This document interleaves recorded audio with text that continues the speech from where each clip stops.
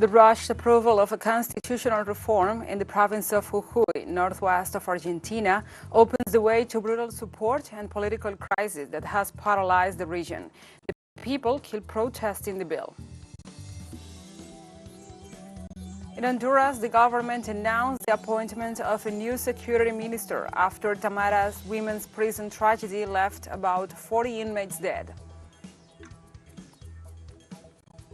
And the United States Coast Guard said that rescuers searching for a missing tourist submersible near the wreck of the Titanic have detected underwater noises in the search area.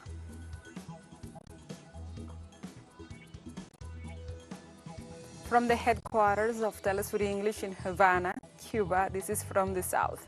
I'm your anchor, Gladys Quesada, and these are the news. On Wednesday in Argentina, authorities reported the repression and the political crisis that has paralyzed the province of Jujuy has worsened on Tuesday with the official approval of the constitutional reform. After the operations ordered by the governor Gerardo Morales against social organizations, native peoples and teachers, public transportation has been paralyzed and airports have been closed.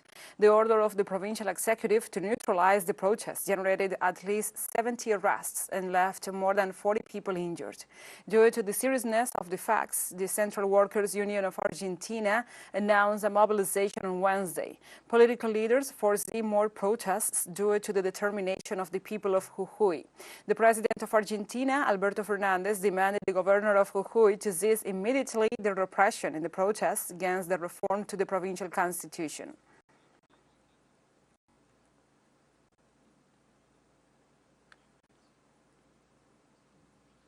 In Honduras, people is shaken by Tamara women's prison tragedy. On Tuesday night, the government announced the appointment of a new security minister. General Gustavo Sanchez, previously director of the National Police, will become, as of Tuesday, the head of the office.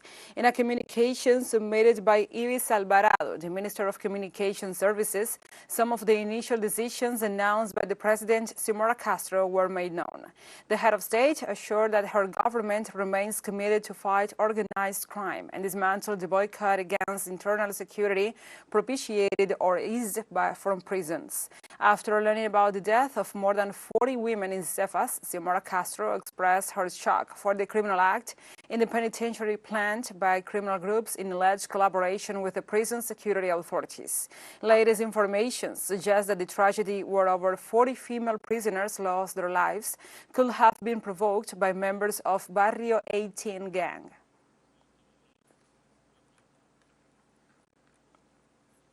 On Wednesday, the Cuban President Miguel DiazCanel met with his Serbian counterpart Aleksandar Vučić at the Palace of Serbia. Both leaders reaffirmed their commitment to strengthen the historic ties of friendship and cooperation between their nations. In addition to the meeting with Vučić, the Cuban president also met with the president of the Serbian National Assembly, Vladimir Orlic, and the Cuban leader expressed on his Twitter account that during the meeting with Orlic, they shared their interest in deepening the interparliamentary links between their nations and the willingness to continue strengthening the bonds of friendship and cooperation between their nations. The visit of the Cuban delegation will address issues related to binational cooperation and global geopolitics. In Colombia, opposition sectors marched to reject the reforms proposed by the President Gustavo Petro's government. The mobilization, called March of the Majority, had several gathering points in Bogotá, Cali, Medellín, Cúcuta, Barranquilla, among others, where they emphasized the defense of democracy values. During the day, citizens expressed their discontent about the parliamentary discussion of the three reforms. The mobilization occurs when a sector of the Congress seeks to stop the reforms promoted by the government, which, in the social context the country is living, promotes the inclusion of the opposition itself.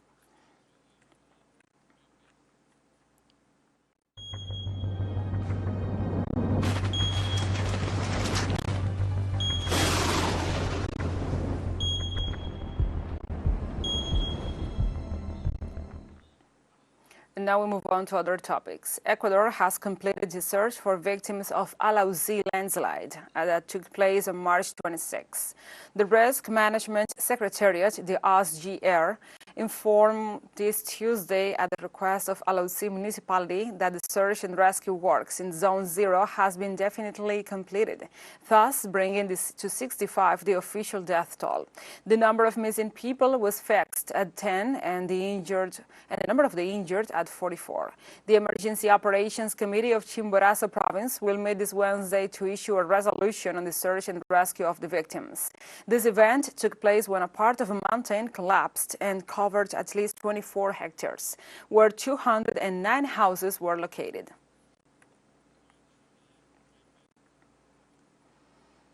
At least 13 people have been killed and thousands forced from their homes after a cyclone tore through southern Brazil.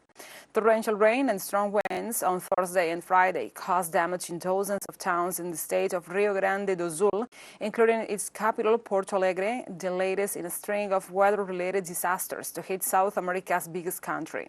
So far, nearly 5,000 people were left with damaged houses and about 84,000 people were without power. Brazil has been hit by a series of deadly weather disasters in recent years, which experts stated are being made worse by climate change.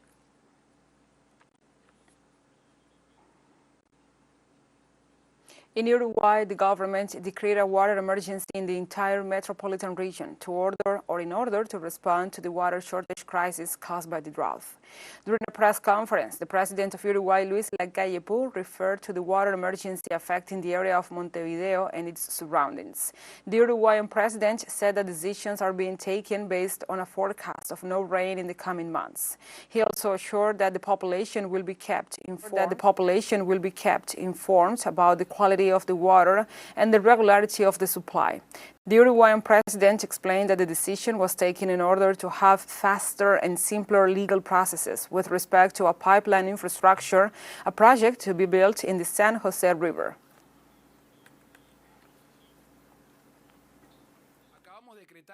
We have just decreed a water emergency for the metropolitan area. This enables us, in the words we are discussing, to have faster and simpler legal processes. And at the same time, we are exempting bottled water from taxes. In the United States, the Texas Electric Reliability Board on Tuesday called on subscribers to significantly reduce power consumption as record demand on the system could occur. At a time when the high temperatures are being recorded in the country, part of the system in the state of Mississippi has been working 16-hour shifts since Friday, and that is why there have been power outages of almost 100 hours. They explained that the delay in restoring power has caused considerable hardship to users. The Texas power grid, which is independent of the other national power grids, powers 26 million residents and accounts for about 90% of the state's electric load. The National Weather Service issued an excessive heat warning for Dallas-Fort Worth in effect until 8 p.m. on Wednesday. Let's take a short break, but remember you can join us on TikTok at TeleSUR English, where you will find the news in different formats, news updates and more. Other stories coming up, stay with us.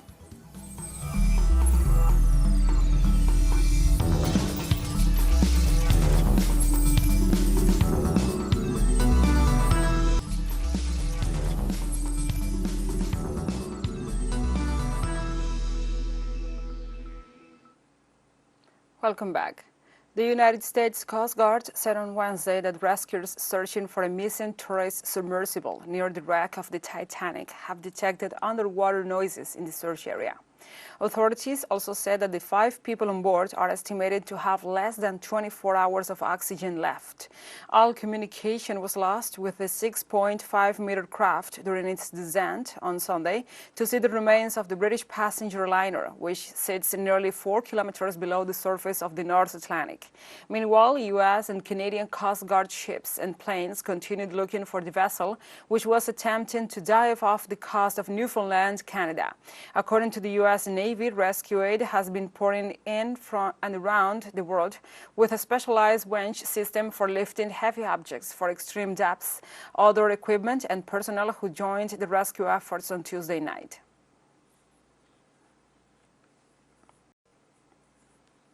And Hunter Biden, the son of the U.S. President Joe Biden, will plead guilty to 2 federal misdemeanors charges for failing to pay his taxes. The president's son reached a plea agreement with U.S. Attorney David Weiss, and according to reports, a separate gun possession charge will likely be dismissed if he meets certain conditions. 2 sources familiar with the matter told the local media that the deal includes a provision in which the prosecution will recommend probation for Hunter's tax violations. Legal experts also believe that the charges made are unlikely to result in any jail time for the president's son.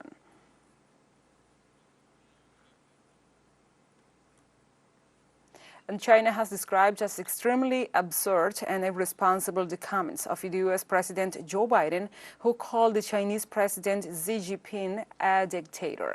On Tuesday night, Biden offered a completely opposite account to the one referred to by his envoy to Beijing, Antony Blinken. He assured that Xi Jinping confessed that he was ashamed of the Chinese balloon incident, which never happened. On Wednesday, Foreign Ministry spokesperson Mao Ning referred to the White House top official attitude, stating that it is a blatant political provocation, which violates all diplomatic protocol and undermines the dignity of Chinese politics.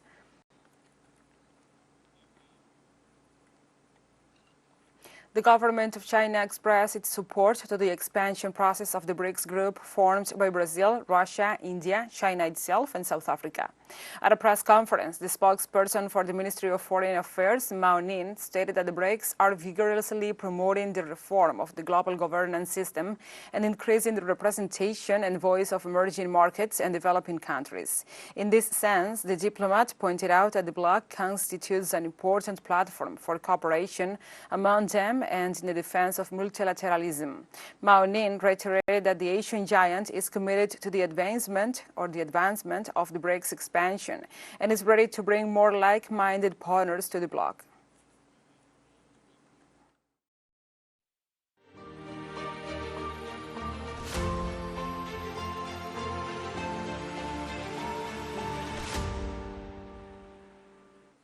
Now we address other topics. Russian Defense Minister Sergey Shoigu accused Ukraine's armed forces of planning strikes on Russian territory, including Crimea, with HIMARS rockets and Storm Shadow missiles.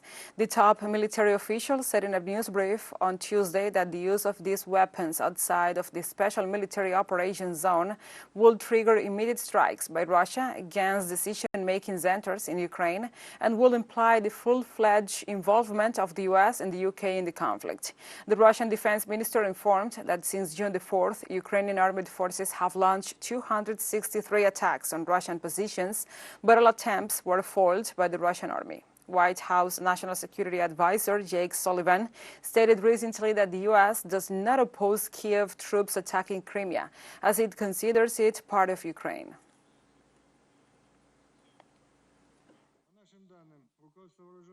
The leadership of Ukraine's armed forces plans to strike the territory of the Russian Federation, including Crimea, with HIMARS and Storm Shadow missiles. The use of these missiles outside the zone of a special military operation will mean the United States and Great Britain's full involvement in the conflict and will entail immediate strikes on decision-making centers in Ukraine.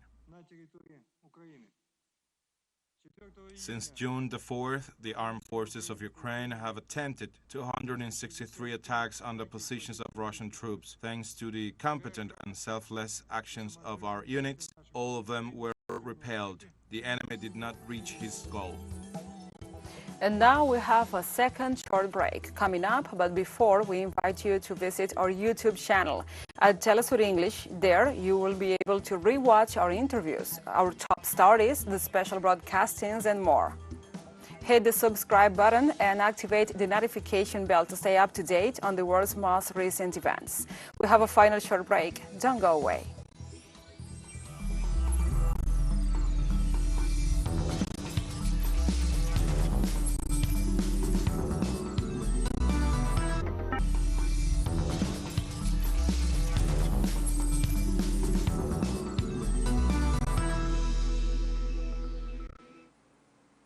Welcome back to From the South. In Tunisia, on Wednesday, 2 people were killed and over 30 injured after a train derailment at Mzakin station in the northeastern region of the country. The deceased were the driver and one of the passengers, still unidentified. The wounded persons were taken to a hospital in the area to be assisted. According to Mohamed Ruiz, director of the Regional Health Services, most of the passengers have been discharged. From the moment, Tunisia's National Railroad Company has not reacted on the accident. On Tuesday afternoon, at least 3 people were killed by a bomb explosion in the vicinity of the town of Guba, located in Mandera County, near the border with Somalia. Official reports state that the victims are 2 policemen and an engineer, but their identities have not yet been revealed. The primary suspect of the incident is the Somali group Al-Shabaab. According to the statement, this event took place 2 days after 2 military personnel were killed in an attack by suspected Al-Shabaab members in Lamu County, also located near the Somali border, in which more than 20 soldiers were also wounded. Official reports show that Al-Shabaab has carried out numerous attacks in Kenya and against Kenyan military personnel deployed in Somalia.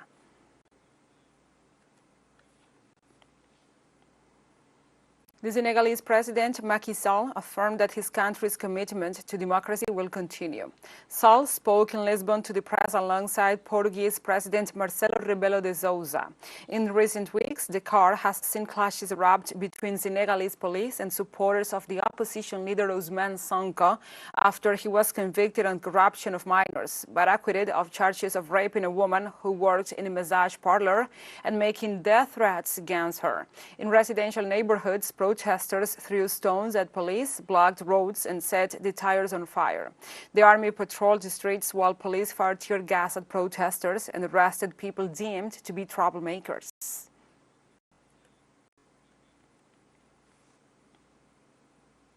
And the Aymara New Year celebrations have begun in Tiahuanaco in western Bolivia, an important change in cycle known as the Pachacuri. Thousands of Bolivians, including President Luis Arce Catacora and the Vice President David Choquehuanca, will celebrate with water and fasting the first days of the sun and the arrival of the Indian Amazon New Year 5531.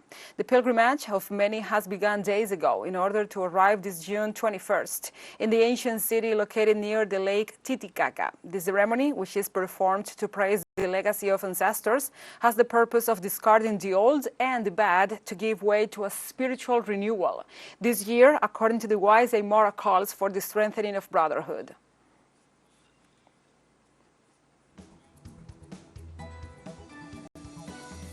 And with bright sun and good hopes, we have come to the end of this news brief. But remember, you can find this and many other stories on our website at telesurenglish.net. And also, if you feel so inclined, please join us on social media for all the latest news. We are on Facebook, Twitter, Instagram, Telegram, and TikTok.